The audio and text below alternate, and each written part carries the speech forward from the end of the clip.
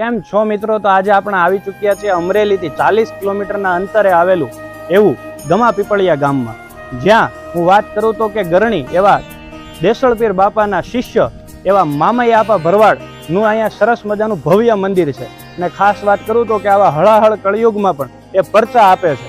અને ખાસ વાત તમને બીજી કરું તો કે ચૈત્ર સુદ ને 11ના દિવસે અહીં ભવ્યથી અતિ ભવ્ય આયોજન કરવામાં આવે છે અને પૂરા ગમા પીપળિયા ગામને અહીંયા ધુવાડા બંધ જમાડવામાં આવે છે.